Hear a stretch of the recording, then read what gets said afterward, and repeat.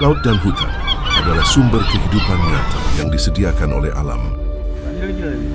Isinya enak nih. Kita tidak akan tahu banyak hal jika hanya memilih diam. Dan akan jauh dari kata mengerti jika tidak mau menggali. Oh, besar bos. Jangan. 4 hari 4 malam bertahan di alam yang masih liar. Bertahan bukan berarti tanpa ancaman. Inilah cara kami mendekat dan mengenali alam dengan lebih dalam.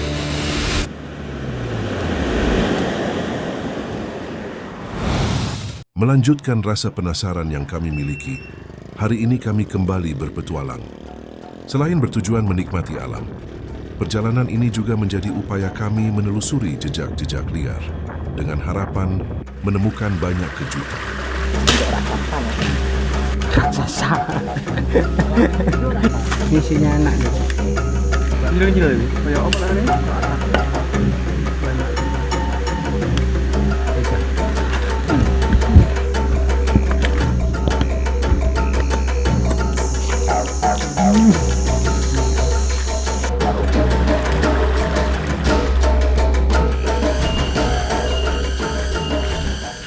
Berhubung keberangkatan kami sudah siang, akhirnya kami tiba di lokasi saat hari mulai gelap dan kondisi air laut sudah memasuki muara yang memungkinkan kami harus menunggu air kembali surut untuk menyeberang dengan aman. Sambil menunggu kami memanfaatkan waktu, membakar udang yang kami temukan di aliran sungai kecil menuju muara. Meski hanya beberapa ekor, kegiatan membuat api dan membakar udang ini cukup membantu kami untuk menghangatkan tubuh dan menjaga tenaga. Saat air mulai menunjukkan tanda-tanda surut, aktivitas pun kami mulai dengan menyusuri area muara, mencari kepiting yang keluar mengikuti pergerakan air.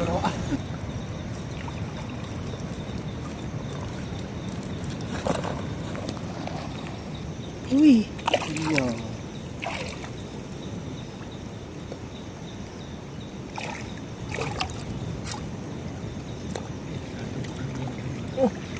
Hilang.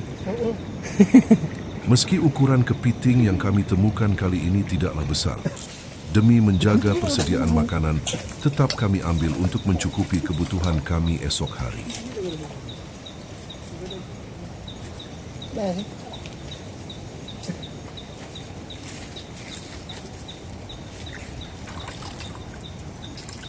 Di sela pencarian, kami juga menemukan udang lumpur atau yang dikenal sebagai mud lobster. Hewan ini memiliki peran penting dalam menjaga struktur tanah dan sirkulasi nutrisi di ekosistem mangrove. Keberadaannya sering menjadi penanda bahwa lingkungan ini masih alami. Namun bukan hanya itu, di sekitar pohon nipah kami juga menemukan jejak harimau. Jejaknya yang masih jelas, besar kemungkinan hewan ini melintas tidak lama sebelum air muara sepenuhnya surut. Hal ini menjadi pengingat bahwa kami berada di wilayah yang benar-benar masih liar.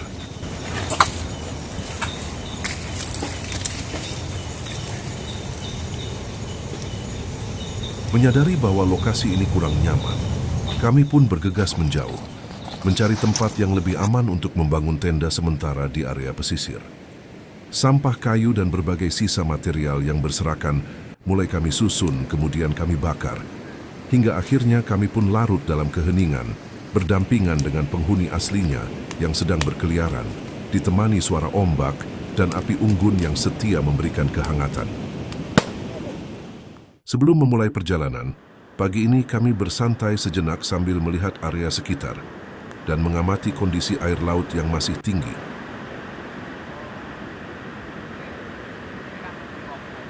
Kami mau geser ke sebelah timur sana nih, Bos. Jalan ke timur, kita coba casting dulu. Saat air mulai surut, kami pun melanjutkan perjalanan menuju titik di mana tenda utama akan kami dirikan. Cari lauk.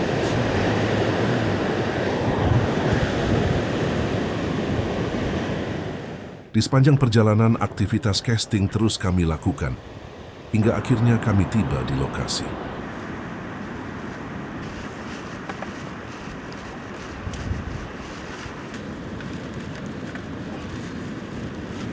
Sesampainya di area tenda, kepiting yang kami peroleh langsung kami olah sebagai menu sarapan.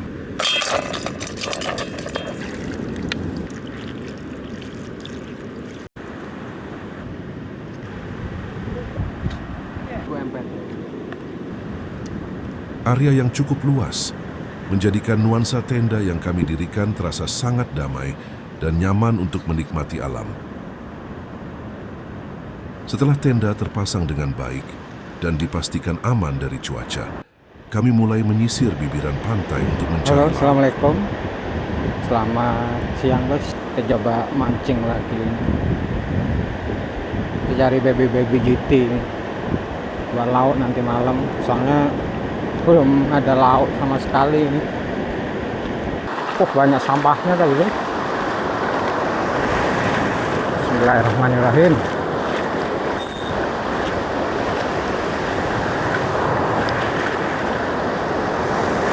Sampah. Nah, kalau sampahnya ya geser ke sana juga. Sampah di sini. Kita lempar di daerah sini aja dulu. Ini kayaknya sih agak berkurang sampahnya ini. Kalau musim hujan seperti ini, guys. Pantai berpasir sering terlihat sepi, namun di bawahnya terdapat palung-palung kecil yang menjadi jalur pergerakan ikan. Di titik-titik inilah umpan mulai kami mainkan. Setelah berkali-kali melakukan lemparan, akhirnya sambaran pun terjadi. Strike, guys. Akhirnya.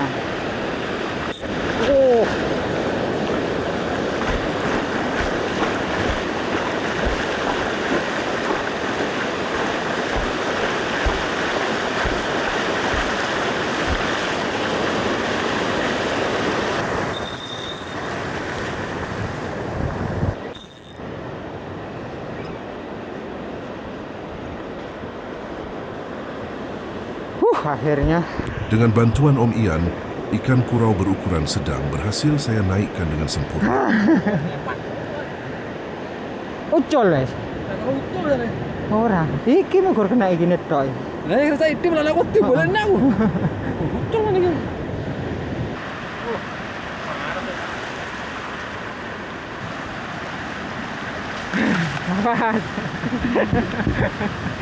Ikan kurau merupakan predator yang hidup di muara dan pesisir. Ikan ini dikenal memiliki tarikan kuat dan stamina tinggi. Di alam liar, kurau bisa tumbuh hingga belasan bahkan puluhan kilogram. Betul, mau neng kono gedean meneh kayaknya. Diulangi meneh. Oke, kita cari lagi, Bos. Karena di sini nih memang area ikan kurau nih, guys.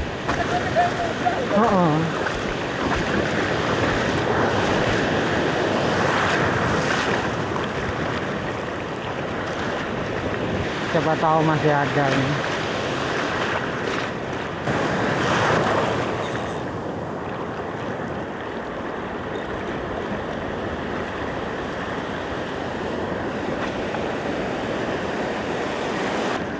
Mana kok nggak ada lagi?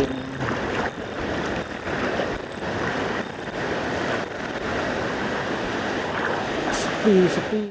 Menjelang sore ikan mulai sepi, maka kami memutuskan untuk kembali ke tenda. Sebelum gelap kami langsung menuju muara. Ikan yang kami peroleh hari ini mulai kami bersihkan.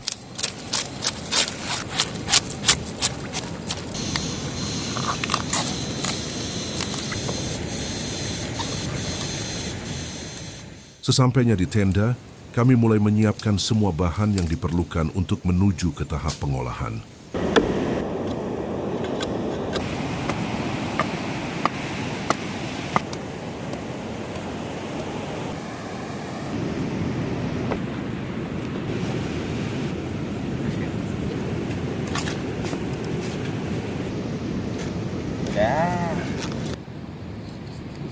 Kok di sigarone ngono kae? Gak langsung ini. Ora, ndak ditaleni nyepot ceblok ngono. Mengingat ikan yang kami olah hari ini memiliki tekstur daging yang cukup tebal, irisan pun kami lakukan dengan cara yang berbeda untuk menghasilkan tingkat kematangan yang sempurna. Aja terlena, Kang, terlena nyeblok pasir iki. Oh, iki candalan.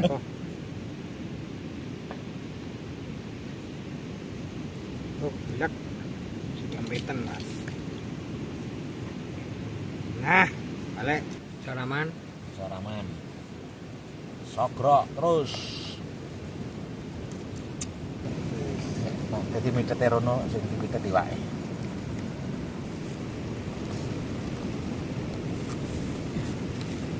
Oke, aman, Kang. Proses demi proses telah kami lakukan. Kini saatnya untuk masuk ke tahap berikutnya, yaitu proses pemanggangan.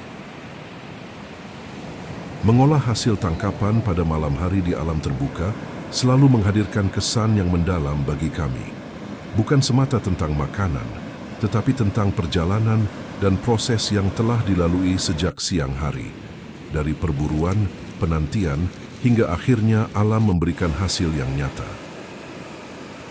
Duduk bersama mengelilingi api unggun dengan suara ombak sebagai latar, menciptakan suasana yang tenang dan berbeda. Cahaya api menerangi wajah-wajah lelah, sementara angin laut membawa kesejukan yang sulit ditemukan di tempat lain. Di kondisi seperti ini, setiap hasil tangkapan terasa begitu berharga. Tidak ada yang berlebihan dan tidak ada yang terbuang.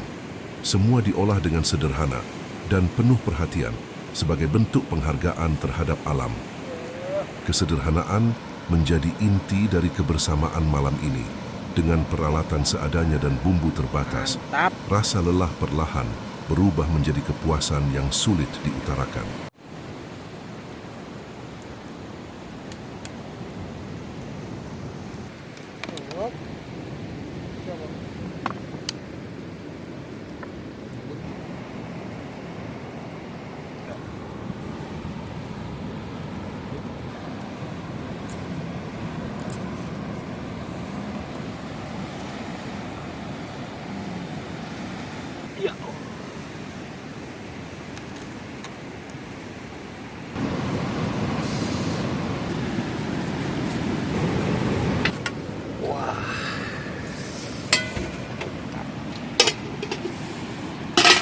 Makan enak kali ini.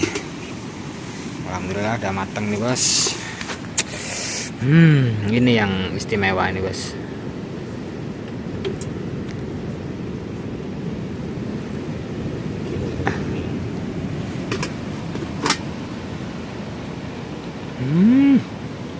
Suasana terasa semakin lengkap saat makanan mulai dinikmati.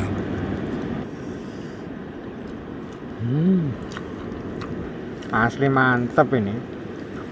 Coba-coba. Bauit. Sambelnya langsung tes jokot anu nih. Lomboknya istimewa. Kaget-kaget. Ayo, Yan. Setiap suapan menjadi pengingat bahwa hasil hari ini lahir dari usaha yang tanpa menyerah. Malam ini mengajarkan kami bahwa kepuasan sejati tidak hanya datang dari hasil yang diperoleh, melainkan dari proses yang dijalani bersama di tengah alam yang masih liar dan apa adanya.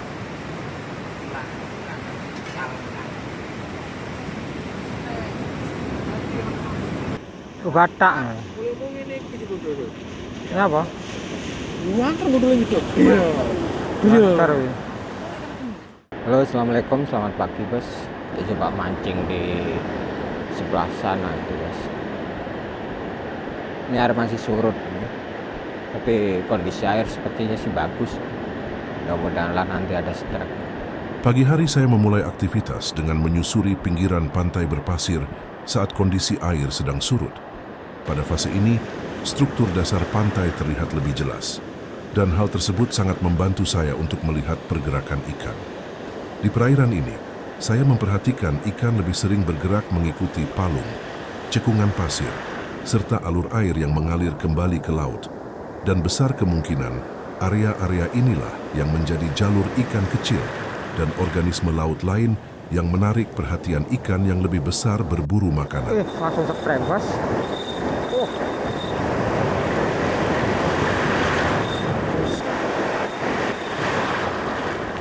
Minggir kamu.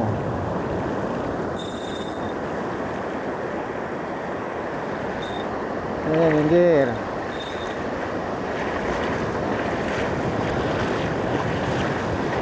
Gitu kayaknya.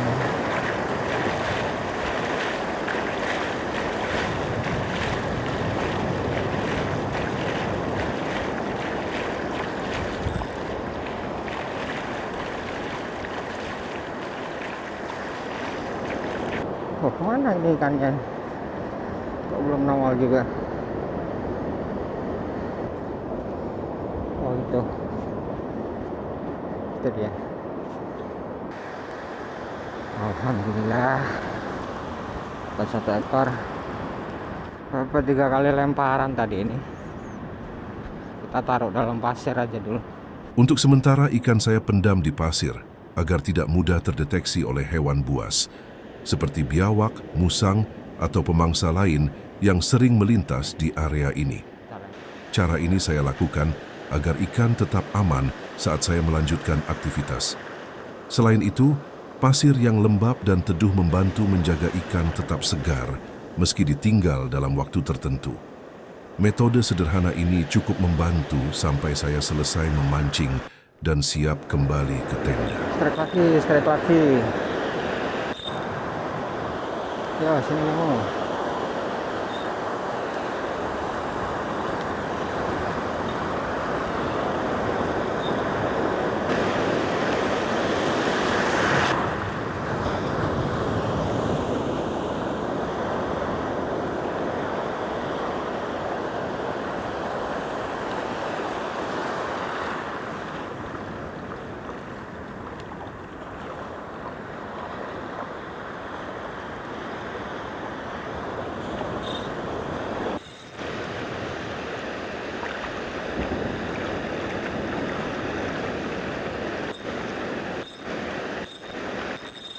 Udah, jangan berontak, ayo terus ini.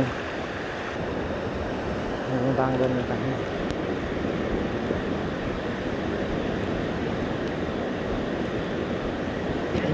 Ukurannya sama kayak yang barusan.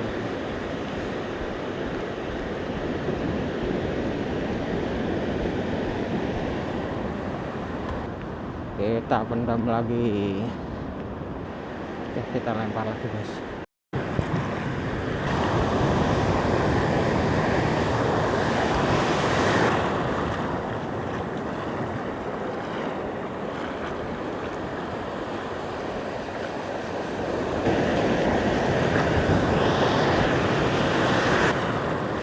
Cari temannya.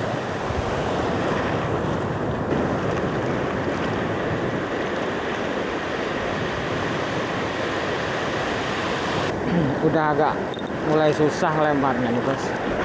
Airnya udah kuat dorongannya ini.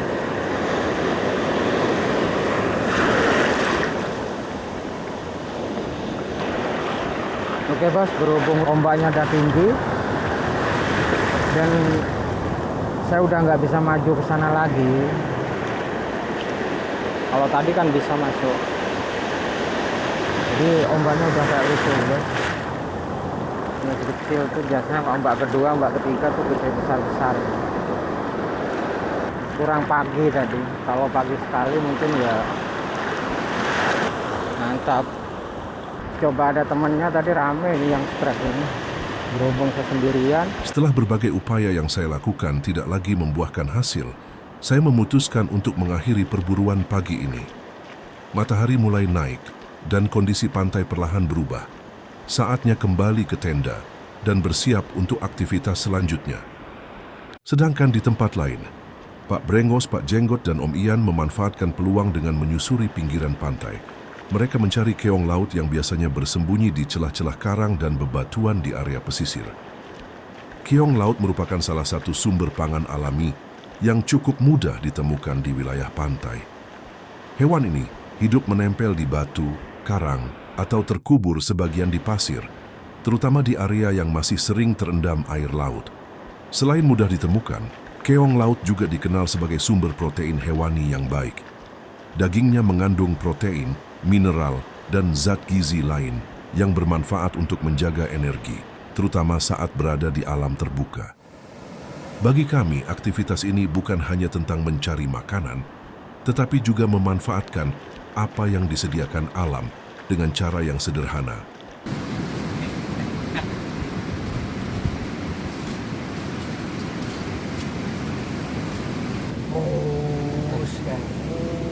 Makan bos. Bismillahirrahmanirrahim. Berhubung olahan ikan panggang dan juga sup dari malam sebelumnya masih cukup untuk kebutuhan kami hari ini, semua hasil yang didapat dari pagi tidak langsung kami olah. Ikan dan keong yang kami peroleh, kami simpan terlebih dahulu sebagai persediaan selanjutnya. Ayo. Kene dere gak ira anu. Tawani mangan, tangane mangan ya ra kira krungu.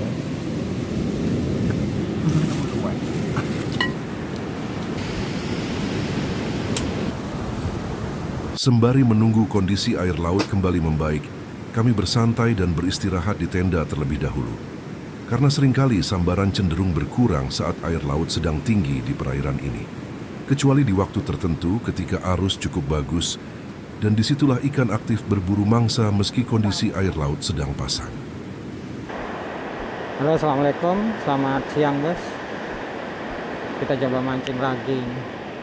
Mumpung kondisi air mulai mau surut lagi. Tapi sayang bos, di depan itu ada orang yang mau ngebom gitu. Ini mau ngebom itu perahu ini. Siang hari kami kembali memulai perburuan.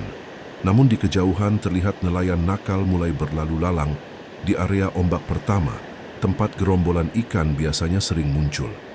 Mungkin mereka setiap hari kemari itu. Praktek seperti ini membawa dampak besar bagi perairan pesisir. Ledakan tidak hanya mengenai ikan target, tetapi juga merusak ekosistem di sekitarnya, mulai dari biota kecil, larva ikan, hingga struktur dasar laut. Kalau udah dibom kayak gitu, pada takut mau minggir ikannya. Area yang sering mengalami gangguan akan mengalami penurunan populasi. Ikan menjadi semakin jarang muncul di perairan dangkal, dan pola pergerakannya pun ikut berubah. Bagi nelayan kecil dan pemancing tradisional, kondisi ini jelas merugikan.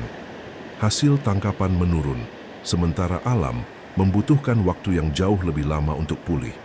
Di titik inilah kami kembali diingatkan bahwa laut bukan hanya soal hasil hari ini, tetapi tentang menjaga keseimbangan agar tetap memberi kehidupan di kemudian hari. Karena dulu sebelum dibom tempat ini, ikannya besar-besar nih. Mungkin karena efek dibom aja, jadi sekarang udah mulai menurun. Oke, kita coba di sini dulu. Kita sisir dari sini.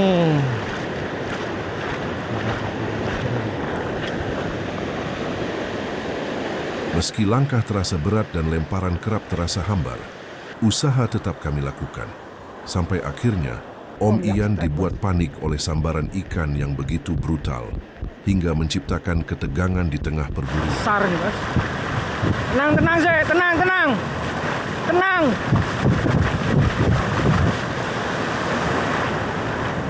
Dicicik nih. Stika dicicik nih. Terus, mundur, terus. Terus, lek kena tarik mundur. Oh. Tenang sih. Handle harus cekel, mundur, terus. Lek enteng terus. Kalem ya. Tone pucuke ya. Pucuke tone. Sik tenang. Saman maju menengok kasih Kang. Kang Pur. Saman rono. Tenang sih.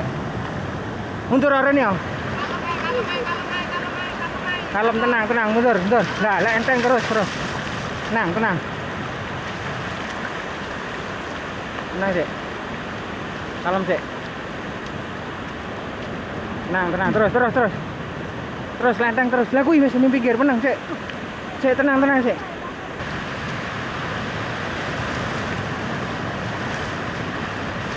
Wah, besar, Bos.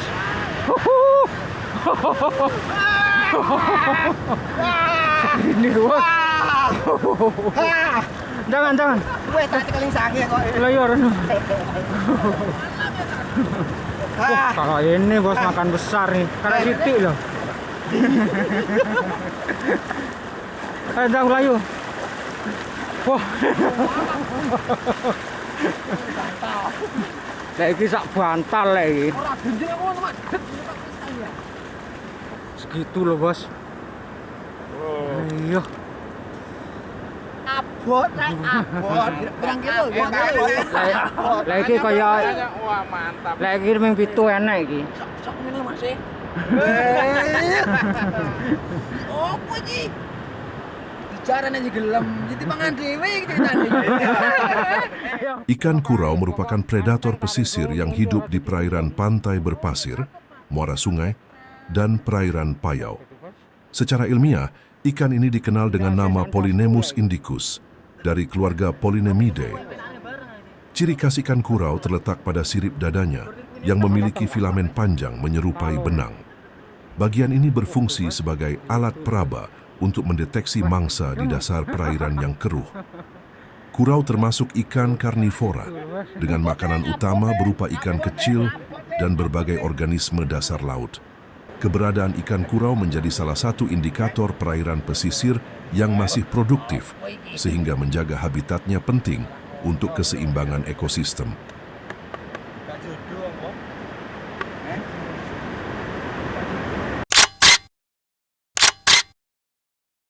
Oke, kita lempar lagi bos. Alhamdulillah untuk hari ini lumayan besar itu, nggak tahu berapa itu. Mungkin kalau 7 kilo ada itu.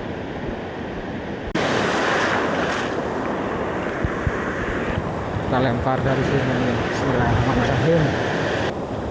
Banyak mulai besar ini. Besar ikan kuraunya di daerah sini nih bos. Cuman gitu, nunggu posisi air. Ini agak susah ngelemparnya kalau posisi air naik. Ombak besar tuh nggak bisa.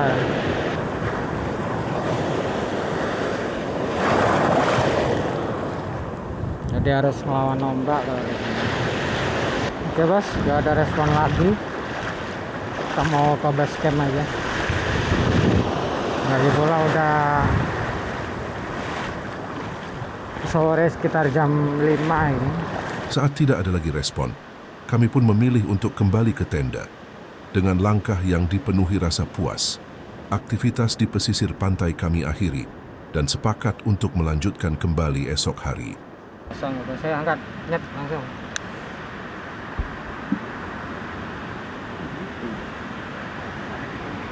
Tujuh koma enam. Angkat. Setelah mengetahui berat ikan yang kami peroleh, kami langsung bergerak menuju muara untuk melakukan proses penanganan awal.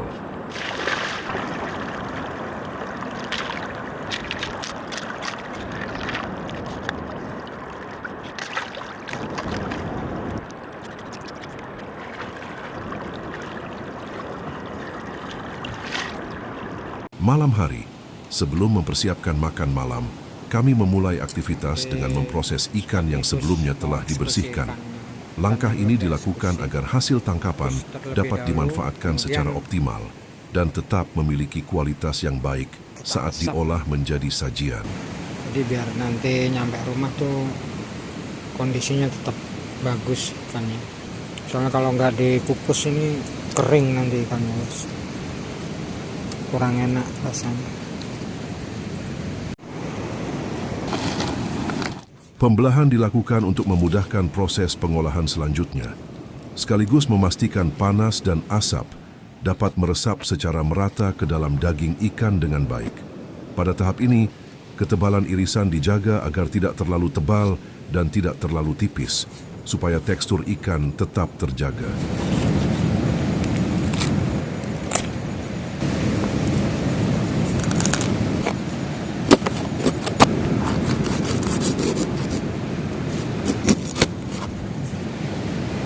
Setelah melalui proses pengirisan, ikan dikukus terlebih dahulu sebelum masuk ke tahap lebih lanjut.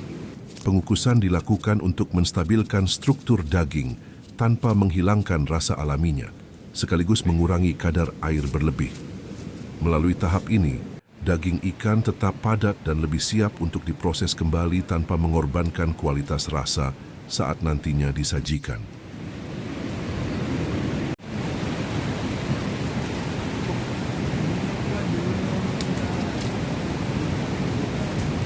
Ini nanti tunggu dingin baru langsung diasap, Bos. Soalnya kalau masih panas seperti ini lengket nanti. Ini udah mantap. Usai proses pengukusan, ikan tidak langsung masuk ke tahap pengasapan, melainkan kami biarkan terlebih dahulu hingga suhunya turun secara merata. Tahapan ini berperan penting untuk mencegah ikan menjadi lengket saat disusun dan diasapi. Selain itu, proses ini membantu menjaga bentuk dan tekstur daging tetap stabil, sehingga pengasapan dapat berlangsung lebih efektif dan menghasilkan kualitas akhir yang konsisten. Sambil menunggu proses pengolahan ikan berlanjut, perhatian kami beralih ke sumber pangan lain yang kami peroleh saat menyusuri area karang di pesisir pantai. Caranya harus pakai sunduk. Dan caranya seperti ini. Dan satu lagi, Bos, kotorannya harus dibuang. Kalau nggak dibuang nanti bisa sakit perut. Di alam terbuka, setiap hasil yang diperoleh perlu dimanfaatkan secara efektif, termasuk keong yang kami olah untuk kebutuhan makan malam kali ini.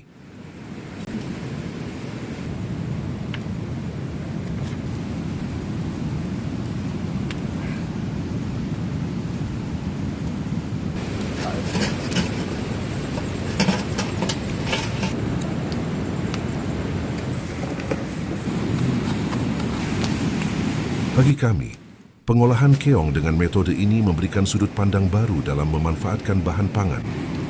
Alhamdulillah ada matang nih, Bos. Tolong, Pak. Hop. Istimewa.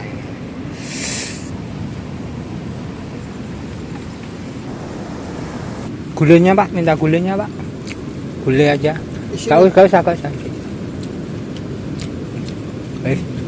Malam ini kami tutup dengan menikmati makan malam sederhana di dalam tenda.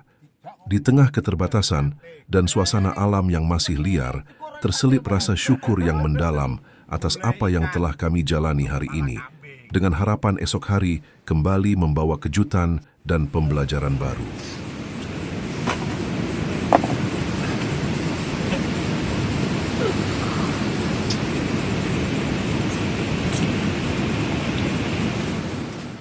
Pagi ini kami memulai aktivitas agak siang. Hujan yang sempat turun ditambah ombak yang belum tenang, membuat kami memilih untuk menunggu sejenak sebelum memancing. Halo, Assalamualaikum, selamat pagi, Bos. Pagi jam 7, coba mancing lagi. Tadi mau mancing masih hujan itu, Bos. Di perairan pasang surut seperti ini, pola pergerakan ikan bisa berubah. Menunggu kondisi yang lebih stabil membantu kami membaca aktivitas ikan dengan lebih baik, sehingga lemparan umpan bisa lebih efektif.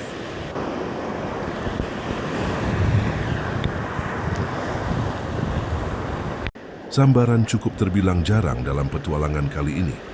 Akan tetapi sekalinya nyambar, saiz ikan yang berhasil kami naikkan cukup mengejutkan.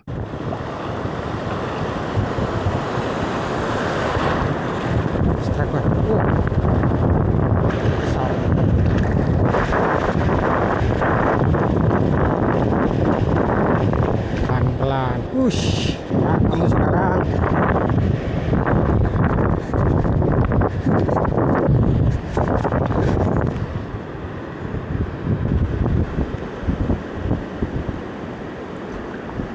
Gini loh.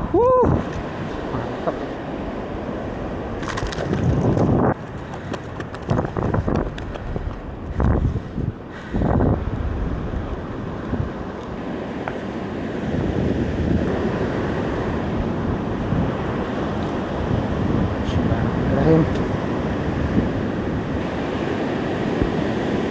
Kita lempar lagi.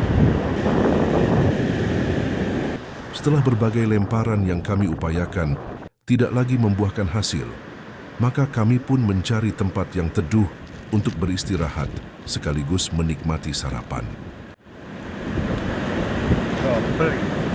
Di alam terbuka, asupan seperti ini cukup efektif untuk mengisi kembali energi. Roti tawar menjadi sumber karbohidrat yang mudah dicerna, sementara madu asli membantu menjaga stamina. Selain cukup praktis untuk dikonsumsi di tengah aktivitas, kombinasi sederhana ini sangat membantu kami saat berada di alam bebas.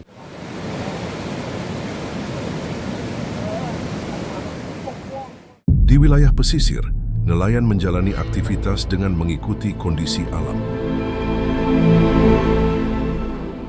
Arah angin arus dan pasang surut laut menjadi penentu utama di setiap pergerakannya.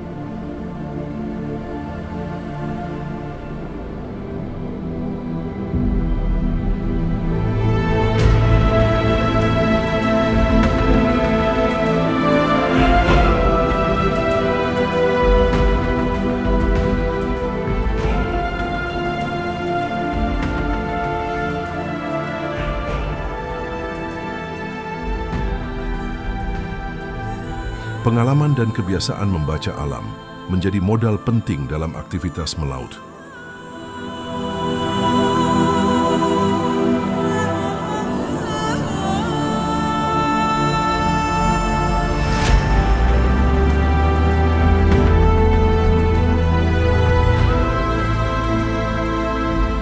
Di atas perairan, burung-burung laut ikut memanfaatkan situasi.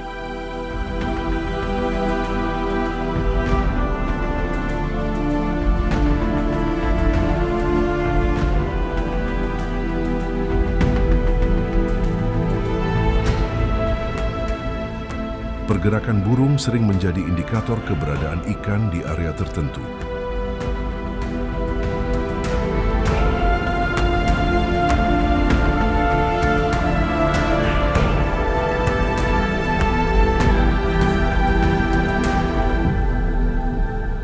Pantai menjadi titik pertemuan antara aktivitas manusia dan dinamika alam.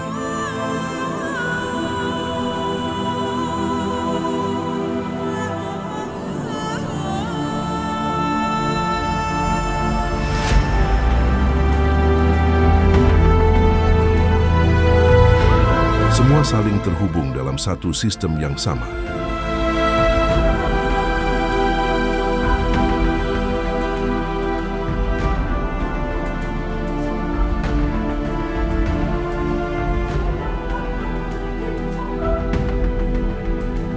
Ketika keseimbangan terjaga, alam tetap mampu menyediakan sumber kehidupan.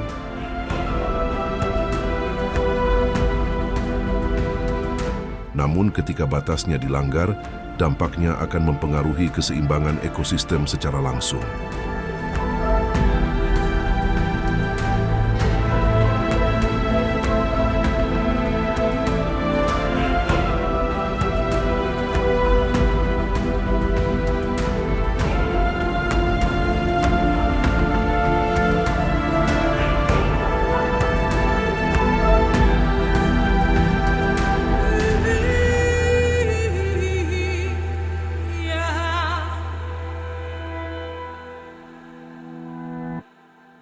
Lempar lagi guys sambil jalan ke base camp, siapa tahu masih ada.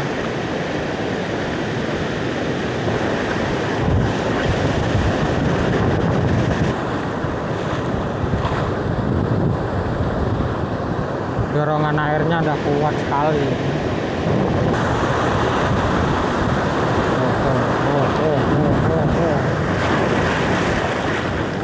Besar sekali ya.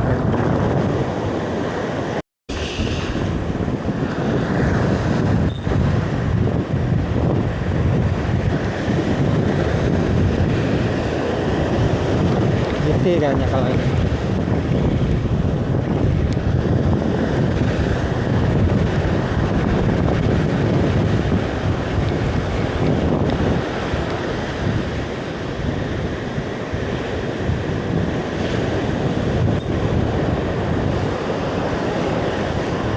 nah.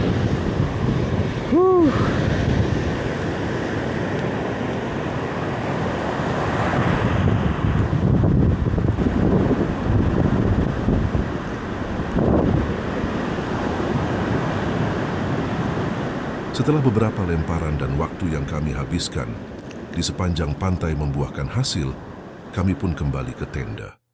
Di area pesisir dan muara, sumber air yang mengalir menjadi pilihan paling ideal untuk proses pembersihan.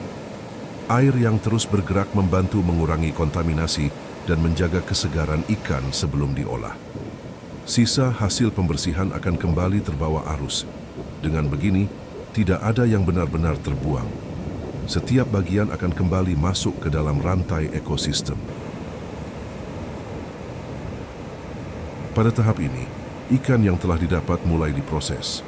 Eksekusi dilakukan sedini mungkin untuk menjaga kualitas daging tetap dalam keadaan baik. Kesalahan kecil dapat memengaruhi tekstur, rasa, dan daya simpan ikan. Karena itu, proses dilakukan dengan teliti dan efisien sebelum masuk ke proses pengolahan berikutnya.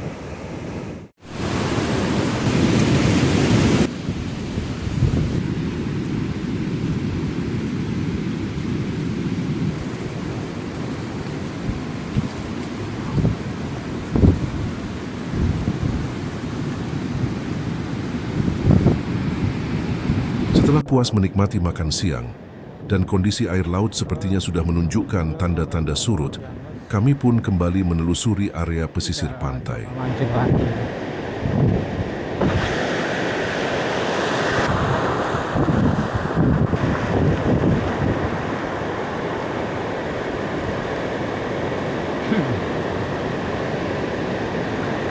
Seringnya tuh makan tuh kalau kondisi air kecil, Bos. Makanya palu-palunya udah gak ada yang bagus sekarang, nggak kayak trip yang sebelumnya itu. Di trip sebelumnya tuh bagus palu-palunya. Ini semua udah dangkal ini. Tidak berselang lama, saya kembali dikagetkan oleh Om Ian yang tengah panik meladeni perlawanan ikan. Terus kalem mundur wes, kalem terus wes, terus kalem mundur, ya, mundur lah, terus,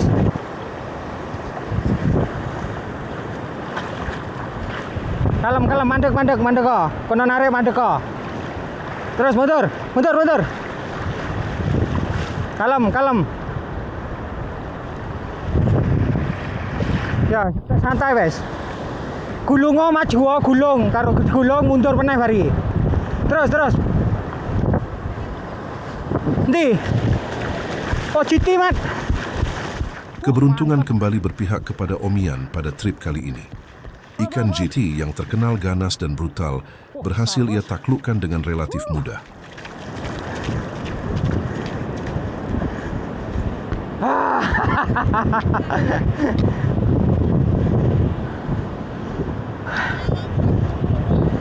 Hah? Wah, besar. Angkatan. Besar, Bos. Ningkir kono. Iya, mlaku mulon. 6 dua jejer. Tuh, Bos. Wah, Nah, Bos. Encalen rono guys ya. Ayo duper. Banyak katanya, Bos. Saya nggak kelihatan tadi. Mana? Kecil. Alah, rejong.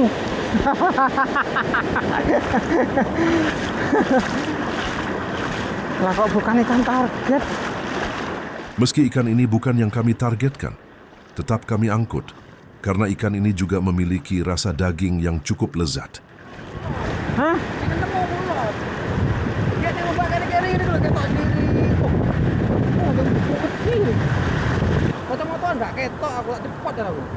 Wah, iwak apa kali? Kan ketok ireng. Aku penasaran. Aku cepat. Mau iwak murah aku enak tuh pulang nih. Iwak kenean malah. Di saat kondisi kembali sepi, kami kembali beristirahat sejenak sebelum akhirnya memutuskan untuk kembali ke tenda. Ini kita lanjut lagi, Mas. Sekalian mau langsung ke tenda aja. Soalnya punya Om Ian tuh putus itu barusan. Menuju muara adalah pilihan terbaik pada saat ini. Selain membersihkan hasil tangkapan, tubuh juga butuh kesegaran setelah dipaksa beraktivitas selama seharian. Sesampainya di tenda, pemrosesan pun mulai kami lakukan. Memotong bagian kepala dan juga ekor sebagai sajian, sedangkan bagian tengah mulai kami proses menuju ke tahap pengasapan.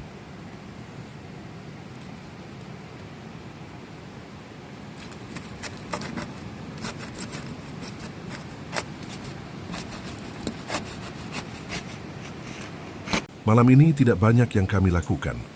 Setelah proses ikan selesai kami bereskan, kami pun memilih diam dan berencana melanjutkan aktivitas kembali esok pagi. Pagi ini kami disambut oleh cuaca yang kurang bersahabat. Angin kencang yang disertai gerimis mengharuskan kami menutup bagian depan agar air hujan tidak masuk ke dalam tenda. Situasi ini cukup banyak menyita waktu.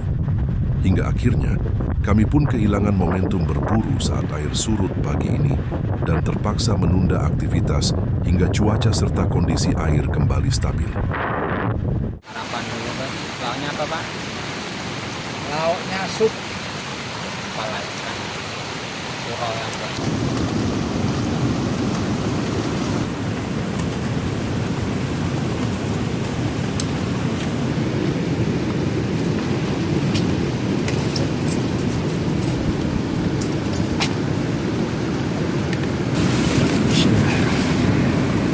tadi nggak mancing bos, soalnya anginnya kenceng dari tadi pagi. Ini sampai sekarang masih belum turun anginnya. Mungkin nanti kalau udah anginnya reda, kita coba casting lagi. Sementara waktu kita standby di base camp dulu, proses ikannya dan juga nunggu air kembali kondusif ini.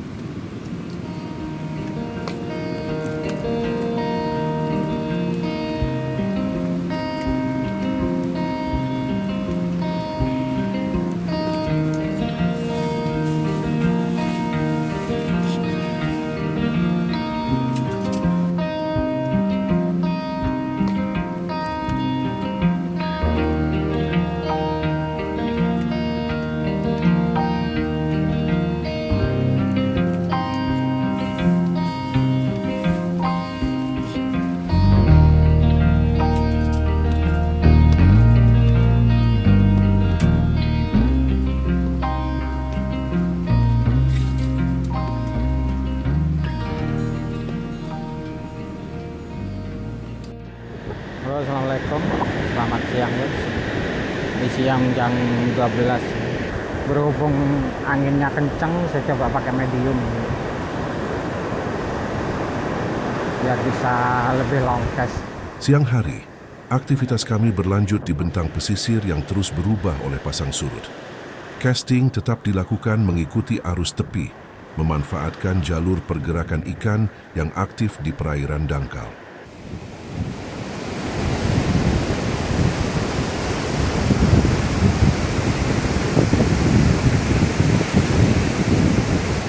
Di waktu yang sama, pengamatan diarahkan pada zona intertidal, wilayah transisi yang secara fisik paling dinamis di sepanjang garis pantai. Target kami adalah kerang pasir, organisme kecil yang hidup tersembunyi di bawah lapisan sedimen. Setiap gelombang yang surut memperlihatkan struktur pasir yang sesaat terbuka. Dalam interval singkat, itulah identifikasi dilakukan sebelum permukaan kembali terdisrupsi oleh energi ombak berikutnya. Pergerakan mengikuti pola alam, membaca arus, tekstur sedimen, dan kestabilan garis air.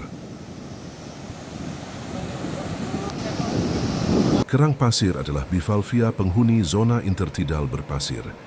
Banyak spesiesnya tergolong dalam genus Donax yang memiliki adaptasi morfologi untuk bertahan di lingkungan dengan tekanan gelombang konstan. Secara ekologis, kerang pasir berperan sebagai filter feeder. Mereka menyaring partikel organik dan mikroorganisme dari kolom air, membantu menjaga keseimbangan nutrien di wilayah pesisir. Aktivitas ini turut mendukung proses daur ulang materi organik di ekosistem pantai.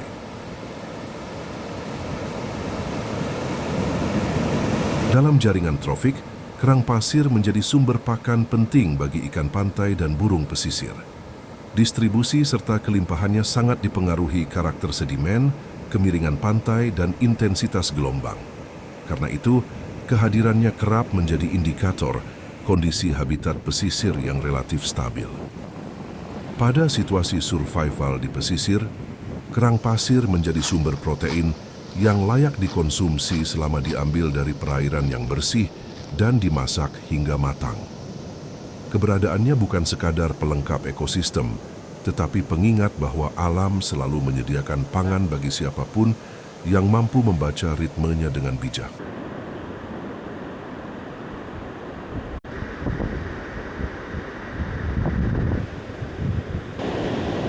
Coba mancing lagi nih guys. Sekarang air udah mulai surut gitu. Trek mas. Melayu. Di kejauhan, Pak Brengos terlihat sedang mendapat sambaran.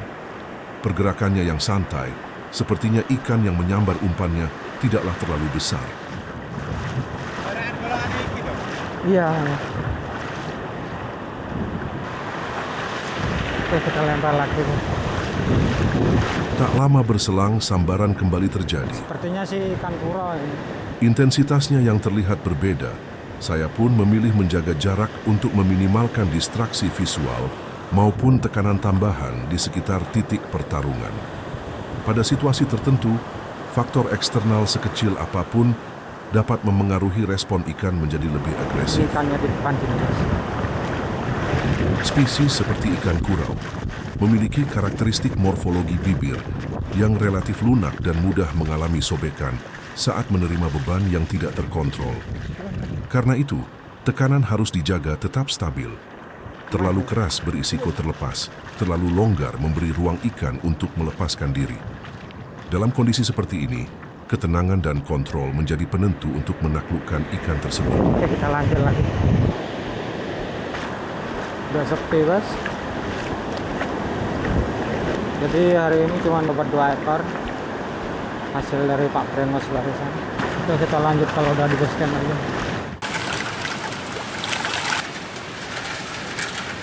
Ini direndam dulu, tujuannya biar pasirnya tuh keluar semua nih guys. Sebelum diolah kerang pasir, kami rendam terlebih dahulu. Proses ini penting untuk membantu mengeluarkan sisa pasir yang masih tertahan di dalam cangkangnya. Seperti kerang laut pada umumnya, ia memiliki risiko yang perlu diperhatikan. Sebagian besar jenisnya berasal dari genus Donax, yang bersifat filter feeder atau penyaring. Sifat ini membuat kerang pasir berpotensi mengakumulasi partikel berbahaya, termasuk bakteri, logam berat, maupun kontaminan lain yang tidak selalu terlihat secara kasat mata. Risiko ini meningkat apabila kerang diambil dari perairan yang kualitas lingkungannya kurang baik. Karena itu, meski tergolong aman untuk dikonsumsi, kerang pasir tetap menuntut kehati-hatian. Pembersihan yang benar serta pengolahan yang tepat menjadi kunci agar manfaatnya dapat dinikmati tanpa menimbulkan risiko. Oh, habis makan hujan guys.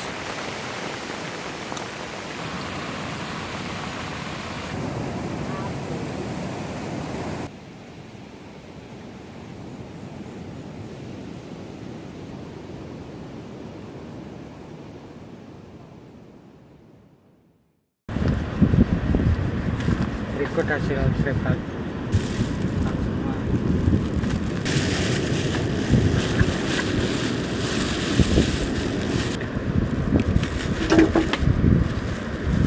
Alhamdulillah, muat.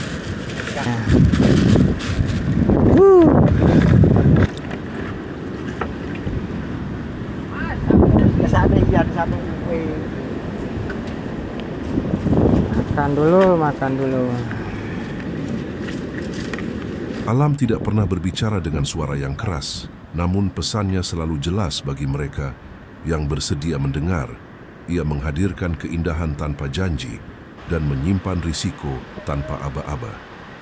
Di balik rimbunnya pepohonan dan luasnya perairan, ada keseimbangan yang bekerja dalam diam. Setiap langkah yang kami pijakkan mengajarkan bahwa keberanian saja tak pernah cukup.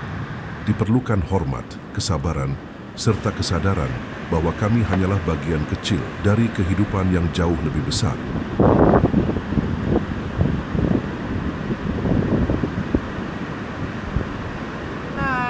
Di tempat ini, tak ada yang bisa dipaksakan. Semua harus dijalani dengan memahami batas antara ambisi dan kebijaksanaan, antara ingin menaklukkan dan belajar menerima. Dan ketika perjalanan hampir usai, kami menyadari bahwa yang kami temukan bukan semata hasil, melainkan pelajaran tentang arti keberadaan. Terima kasih Tuhan, terima kasih alam, atas setiap perlindungan yang tak kasat mata dan peringatan yang hadir melalui rasa gentar di antara sunyi dan ketidakpastian. Engkau menjaga langkah kami agar tetap pulang dengan selamat. 4 hari 4 malam, kami belajar bahwa bertahan bukan sekedar tentang kuat, melainkan tentang menjaga sikap di tengah tekanan dan keterbatasan.